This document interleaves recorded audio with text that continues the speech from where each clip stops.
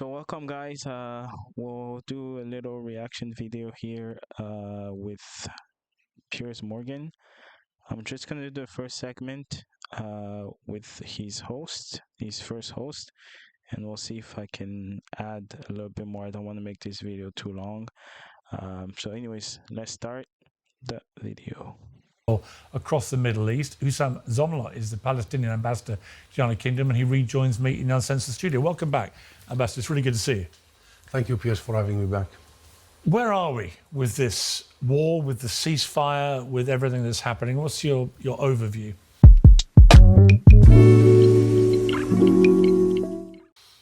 Ceasefire that rings hollow. We are in the middle of a cycle. We are not at the end of a cycle.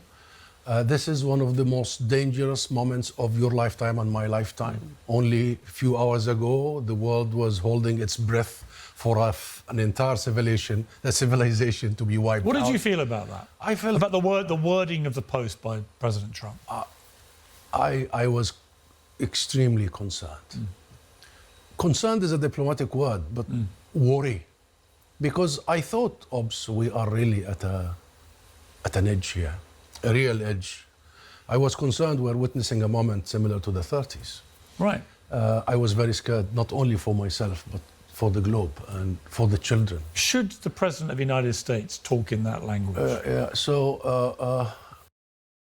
think there's definitely a reason to be concerned about the word of Donald Trump, because first of all, to say that as a president that obviously does not have a good reputation in terms of his character, his attitude towards, not getting what he wants.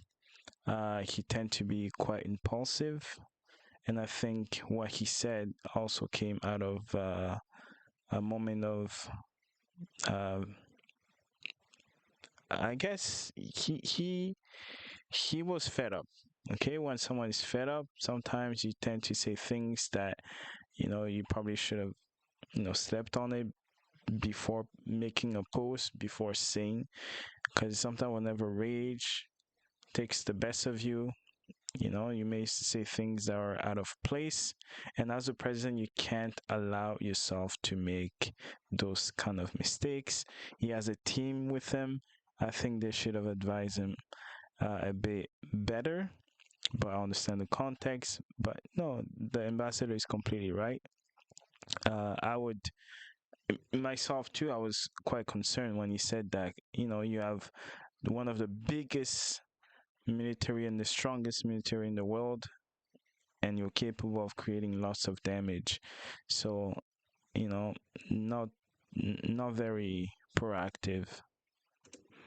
No president should talk in that language. No president should declare an intention that an entire civilization will die. Well, it's genocide, isn't it? Will die tonight. No, nobody should do so. And that brings us to. Just want to push back a little bit on what Piers said, that it is, genocide. Sometimes whenever you're upset at someone, and then especially when you were a kid, even as an adult, when you're upset at someone, you'll say, "I will," do something to hurt you or punch you or whatever.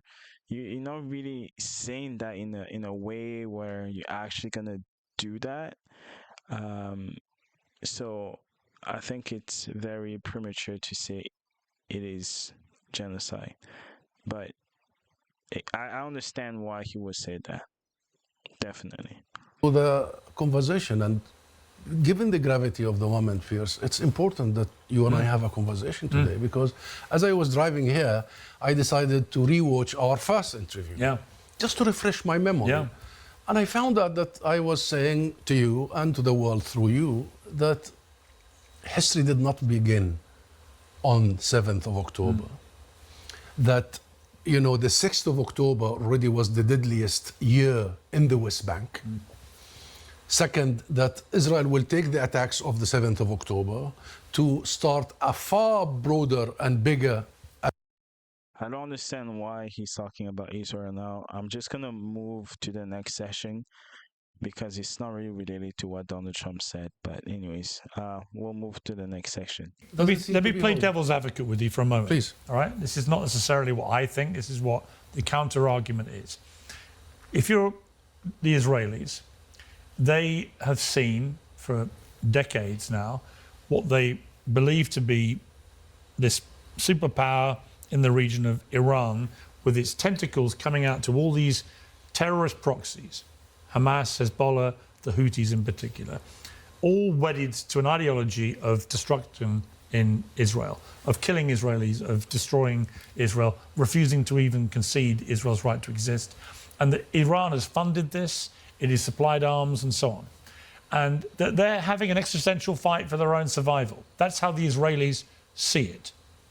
What do you say to people that believe that? To the average Israeli who sees the rockets coming in from all these groups, knows Iran's been funding it, knows they've been propping it up, whatever the historical arguments, which I completely concede are legitimate, but whatever those arguments, if you're the average Israeli and you've seen that, and you feel your country is under this existential threat, they would say they are doing what they can to defend themselves. What do you say?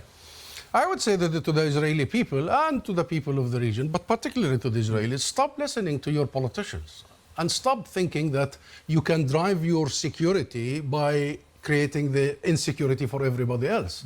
You can't do that. I mean, Israel's policy has never been just a regime change. Israel's policy has been creating chaos, has been creating disintegration of states, failed states all over us. Look, in the last month and a half since the beginning of this war on Iran. Anyways, unfortunately, that's as much as you can answer the question. I think it was, a fair question, and obviously Piers doesn't hold the view, but he does acknowledge the opposite side, the opposite argument to what's going on with Israel, and the question is well placed. Now, he said, the ambassador said, don't listen to politicians. That's an interesting answer, because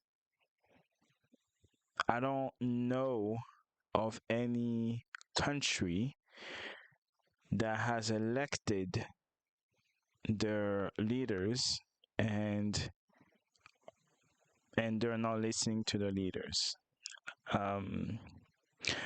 My question to him would be, who should they listen to? A foreign country government?